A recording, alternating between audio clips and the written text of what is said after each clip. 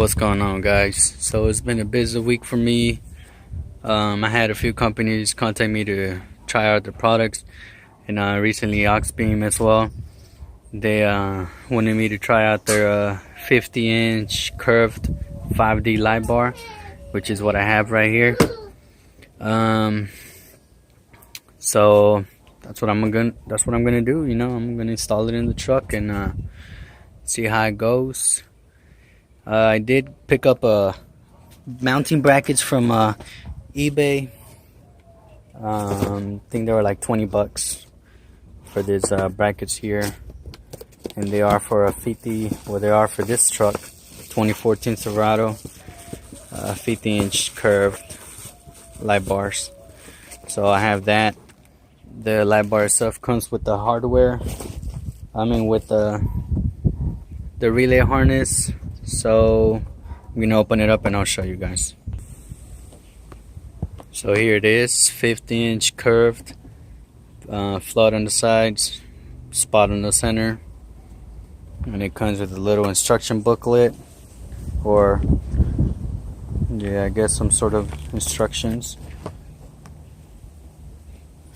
which we don't need. Comes with this mounting hardware. The brackets, which I don't think we'll need, the screws, and the relay harness. Alright guys, so we're gonna test out, try to see where I like it best. So I taped it up. Once we have it where we want it, we're gonna mark where the bracket was, the 3 little holes that we need to drill to put in the forgot what they were called, but yeah. So we're gonna test it out now and see how we like it.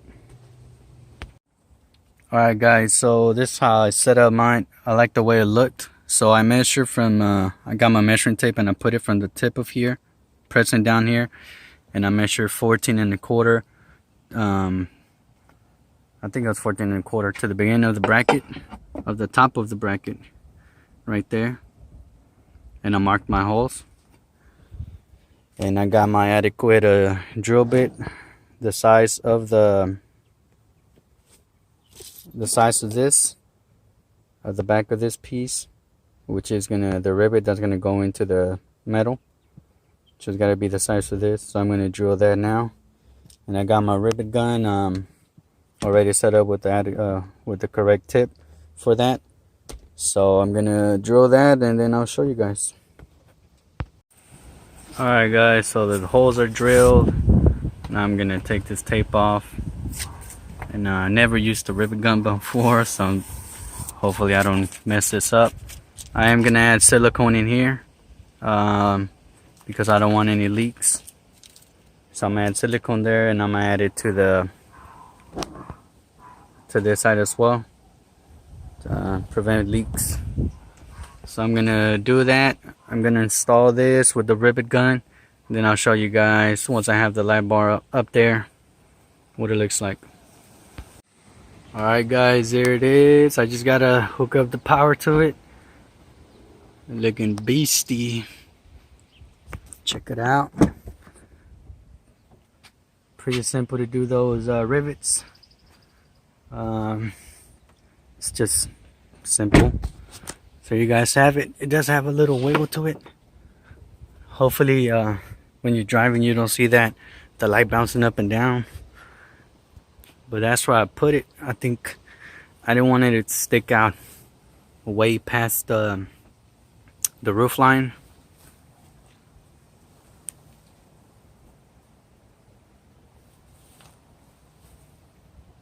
And I think the brackets didn't let it go any further, if I'm not mistaken. I think it even actually needed it to come down. If the camera would focus, it actually needed to come down from there slightly lower, but then it was going to be on my way. You can see it from inside. So I think that looks pretty good. I'm gonna run my line. This is my wire. I'm gonna run it through here, this gap.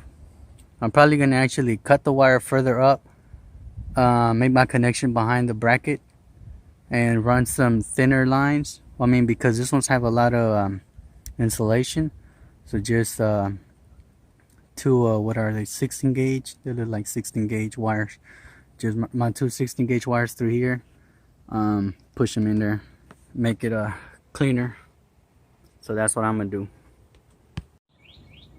I'm gonna show you guys how I'm running my wire for my to power my light bar. I ran my my relay harness, and then I took off this cover that goes here. It's held on by some clips. So I took it off, ran my wire through the inside right here.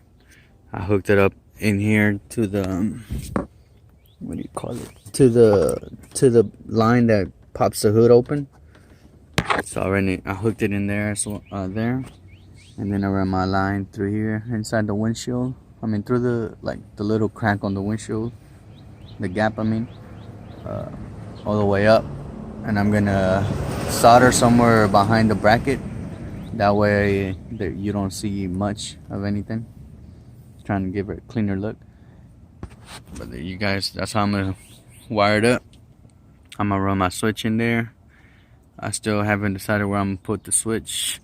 I mean, I already have some switches in there that I don't use. Up there on top of the center console. So I'm probably gonna hook it up to one of these here. But I'll show you guys what I end up doing. Alright guys, so I soldered my connections, shrink wrapped, and I'm gonna wrap them in electrical tape, and then I'm gonna tuck them away and run my switch. Alright guys, so I finally figured out all my wiring that I needed to do for the light bar. What I did, I hooked up my wireless remote controller with the flasher that I used to have before, and so I hooked up the light bar to flash with the remote, turn on wirelessly, along with the fog light pods. And then because I didn't want to run another wire into the cab, I hooked it up to my grill lights, those right there, the little pods.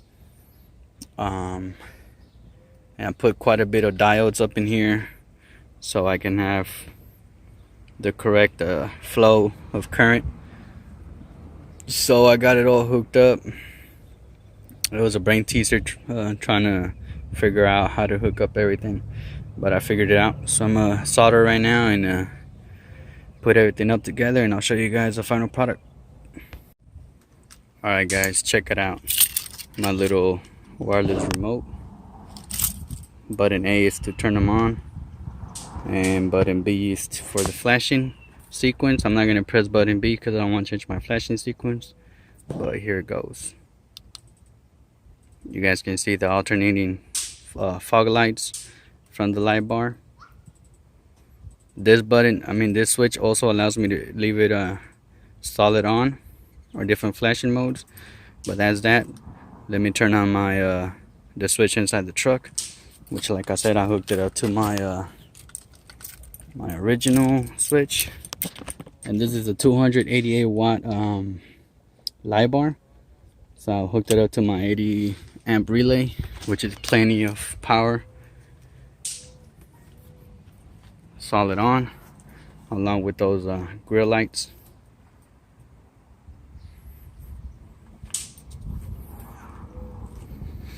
And I think it says it pushes 28,000 lumens or something like that.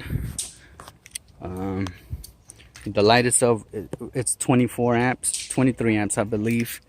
So I couldn't just run it from the flasher itself and the wireless remote, because the wireless remote is only 3 amps. So what I did, I used that the wireless remote as a switch to power on the relay. That's why when you turn it on with the flashing mode, you can hear the relay clicking on and off. And it sounds according to the flashing mode. So now we got to test it at night. These are the low beams. They are Auxbeams F16 series. High beams, regular halogen bulbs. 20-inch light bar from Auxbeam, straight light bar 5D lens. 50-inch curved light bar from Auxbeam with 5D lenses.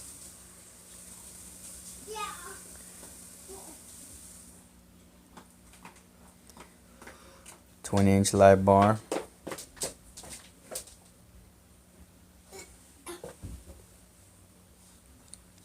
Regular low beams, high beams. And let's turn all of them on.